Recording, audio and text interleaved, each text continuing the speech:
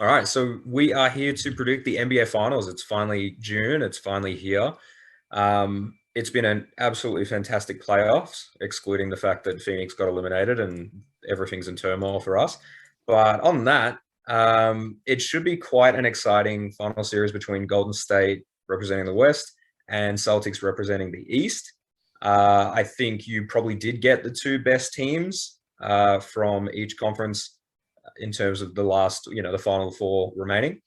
I was really worried that Miami would have won the series and then got absolutely annihilated by Golden State because they were clearly running on empty, whatever Jimmy Butler could give them was basically all they got.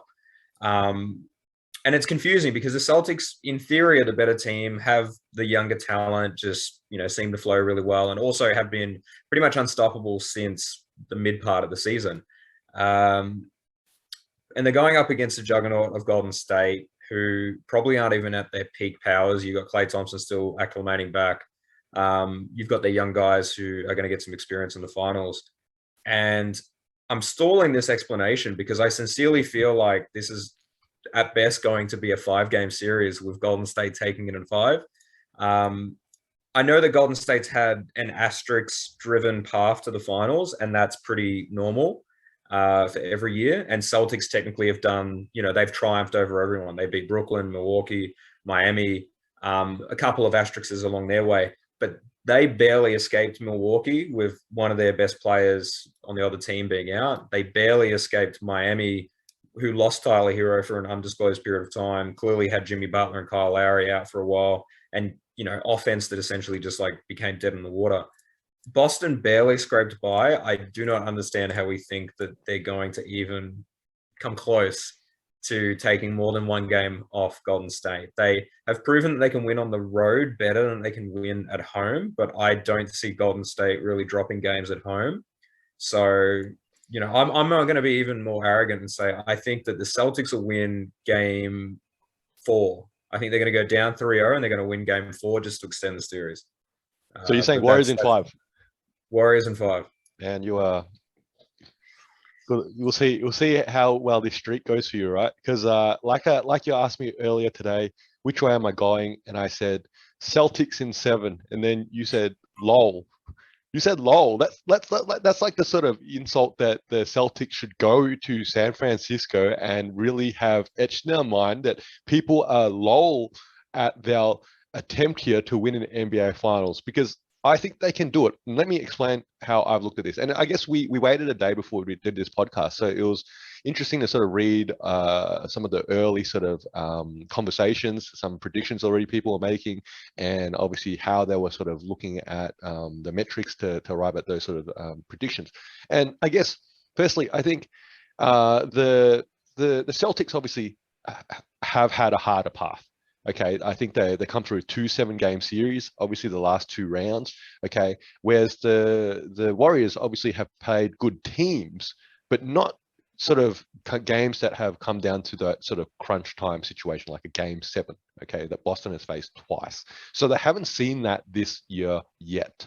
They also haven't played teams that have played physical, and I think that's a key. All right, that Boston has to come to to the Warriors and take to the Warriors that physical element that they stood up against the Bucks, obviously, okay, and then the Heat, and that sort of real sort of bodies thrown at them every single game to obviously in a 7-game series. Because let's be clear, the Mavs don't play that way, okay, and by the time Ja was injured and the Grizzlies were obviously trying to have an upset at that point, they didn't play that way either. Okay, it was a shootout in that sort of sense. If the Celtics come and try to win a shootout, they're going to lose. Okay, they got to bring their style of Celtics basketball that they're playing really well so far to these games. And I think this weak layoff that the Warriors had is going to cost them game one. Okay, if you wanted to pick that they're going to lose game four, I'm saying that the Celtics are going to get game one, and then that gives them the home court advantage. Okay, and that's why I'm saying this is going to go to 7. Now, clearly, both teams are healthy. You touched upon that.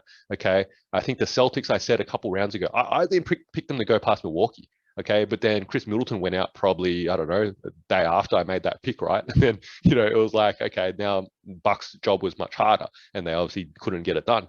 Okay, but Boston have grown up. I think they've shown that. They've shown that through 7 games in Milwaukee, especially picking up games 6 and 7 as well. All right. Then obviously going the Heat all the way to game 7 and not closing out in game 6 when they could have.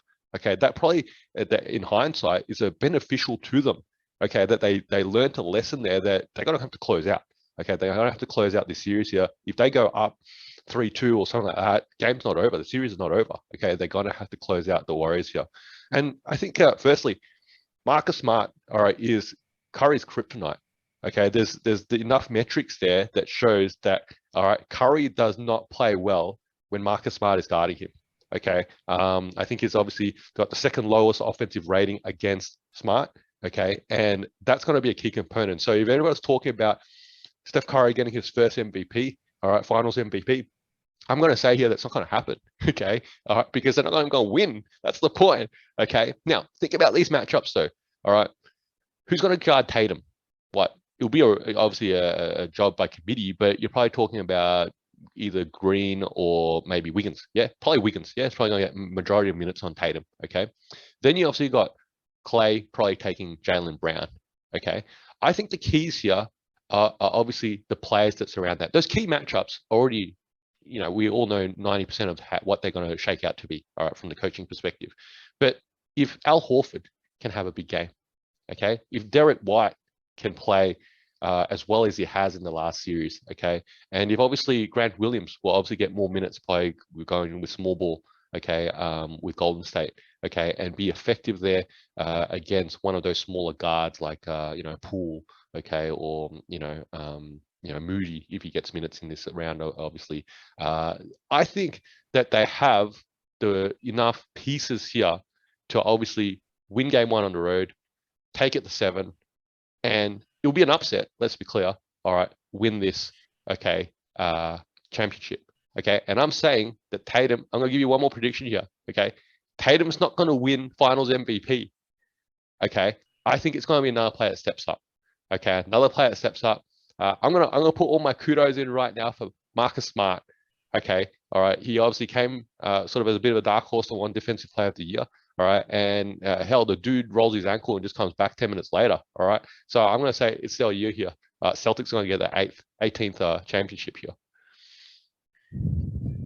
It's a lot to process. I think obviously in 2 games' time, we'll have a very clear picture of what's actually going to end up playing. The week off is a really good point. I think the key matchups are there. Al Horford, does he stay on the court? Does he get played off the court? Because, Golden State can get rid of bigs pretty easy. I like it. I like the pick. All right. I even contemplated picking Boston myself. I think the experience, you look at Golden State, they do have the experience, and they won games over Memphis, and they won most of the games over Dallas with that same logic of, we kind of know how to play you into your weakness, right? They will potentially have a game where they let Jason Tatum score 40 or even 50, and they're going to lose, right? I also think that, they understand how to close out games, right? Where Boston doesn't. You alluded to that. They should have finished But they did close out games. They did close out games. They did not, but they did close out the series. And that's when their backs against the wall. If Golden State never puts their backs against the wall, right, then they'll be fine. Unless Boston is the greatest team at staving off elimination and they go down 3-0 and then win 4 straight. That would be a hell of a story. That would be like probably the best championship of all time. Ruin the Warriors dynasty, right? Because that'd be a 3-1 lead blown and a 3-0 lead blown. But that hypothetical is outrageous. They're going to close it in 5.